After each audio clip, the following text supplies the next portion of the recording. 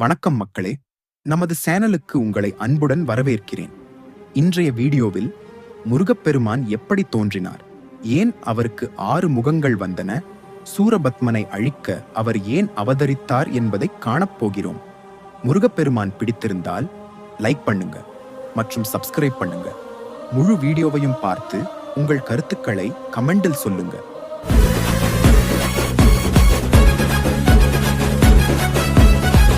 பல யுகங்களுக்கு முன்பு அசுரர்களின் கொடுமை உலகம் முழுவதும் அதிகரித்துக் கொண்டே இருந்தது. அவர்களில் மிகவும் சக்தி வாய்ந்தவன் சூரபத்மன். அவன் கடுமையான தவம் செய்து பிரம்மாவிடமிருந்து பல வரங்களை பெற்றான். அந்த வரங்களின் பலத்தால் தேவர்களையும் முனிவர்களையும் துன்புறுத்த ஆரம்பித்தான். தேவர்களின் உலகமே நடுங்கியது. இந்திரன் உட்பட அனைவரும் பயத்தில் வாழ்ந்தனர். ஒரு நாள் அனைத்து தேவர்களும் கைலாசத்திற்கு சென்று சிவபெருமான் முன் நின்றனர். பிரபு, சூரபத்மனின் கொடுமை தாங்க முடியவில்லை, எங்களை காப்பாற்றுங்கள் என்று வேண்டினர். சிவபெருமான் கண்களை மூடி தியானித்தார். பின்னர் தனது நெற்றிக் கண்ணை திறந்தார். அந்த நொடியில் பேரொளி தோன்றியது. சிவபெருமானின் நெற்றிக் கண்ணிலிருந்து 6 தீப்பொறிகள் வெளிப்பட்டன. அந்த தீப்பொறிகளின் வெப்பத்தை யாராலும் தாங்க முடியவில்லை. உலகமே அதிர்ந்தது. தேவர்கள் வியப்புடன் பார்த்தனர். அப்போது அக்னி தேவர் மற்றும் வாயு தேவர் அந்த தீப்பொறிகளை சுமந்து சென்றனர். அவை விண்ணுலகங்களை கடந்து புனிதமான சரவண பொய்கை என்ற நீர்நிலையை அடைந்தன. அந்த தீப்பொறிகள் நீரில் விழுந்ததும் அற்புதம் நிகழ்ந்தது. 6 அழகான குழந்தைகள் தோன்றின. ஒவ்வொரு குழந்தையும் தெய்வீக ஒளியுடன் பிரகாசித்தது. தேவர்கள் அதிசயித்தனர். அப்போது கார்த்திகை பெண்கள் அந்த 6 குழந்தைகளையும் வளர்க்கத் தொடங்கினர். அவர்கள் மிகுந்த அன்புடன் குழந்தைகளை பாதுகாத்தனர். காலம் சென்றது. 6 குழந்தைகளும் தெய்வீக சக்தியுடன் வளர்ந்தனர். இந்த செய்தியை அறிந்த பார்வதி தேவி சரவண பொய்கைக்கு வந்தார். அவர் அந்த 6 குழந்தைகளையும் பார்த்ததும் பேரானந்தம் அடைந்தார். தாய் பாசத்துடன் அவர்களை அணைத்துக் கொண்டார்.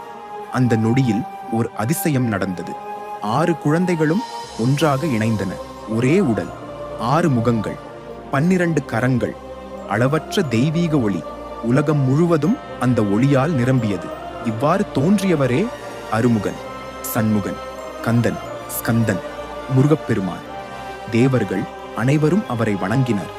முருகன் சிறுவயதிலேயே அசாதாரண அறிவும் வீரமும் கொண்டவராக விளங்கினார். அனைத்து ஆயுதங்களையும் கற்றார்.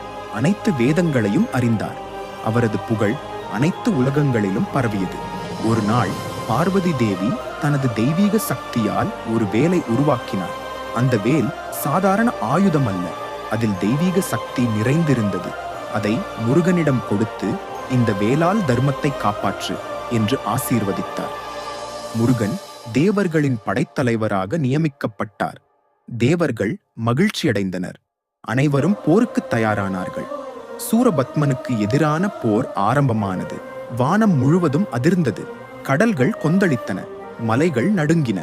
முருகன் தனது வேலை ஏந்தி போர்க்களத்தில் இறங்கினார். பல நாட்கள் போர் நடந்தது. சூரபத்மன் பல மாயைகளை செய்தான். பல்வேறு உருவங்களை எடுத்தான். ஆனால் முருகன் அனைத்தையும் வென்றார். இறுதியாக சூரபத்மன் ஒரு பெரிய மரமாக மாறினான்.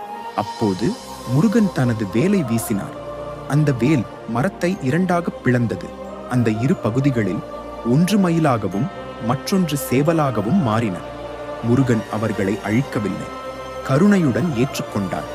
மயிலை தனது வாகனமாகவும் சேவலை தனது கொடி சின்னமாகவும் மாற்றினார். தேவர்கள் அனைவரும் மகிழ்ச்சியில் கண்ணீர் விட்டனர். உலகம் மீண்டும் அமைதியடைந்தது. தர்மம் வெற்றி பெற்றது. அன்றிலிருந்து முருகப்பெருமான் வீரத்தின் அடையாளமாகவும் அறிவின் வடிவமாகவும் பக்தர்களை காக்கும் தெய்வமாகவும் போற்றப்படுகிறார். இன்றும் உலகம் முழுவதும் கோடிக்கணக்கான பக்தர்கள் முருகனை வழிபட்டு வருகிறார்கள். இப்படித்தான் முருகப்பெருமான் தோன்றி சூரபத்மனை அழித்து உலகை காத்தார். இந்த கதை உங்களுக்கு பிடித்திருந்தால் வீடியோவை லைக் பண்ணுங்கள். நமது சேனலை சப்ஸ்கிரைப் செய்யுங்கள். முழு வீடியோவையும் பார்த்ததற்கு மிக்க நன்றி மக்களே. வேல் வேல் வெற்றிவேல்.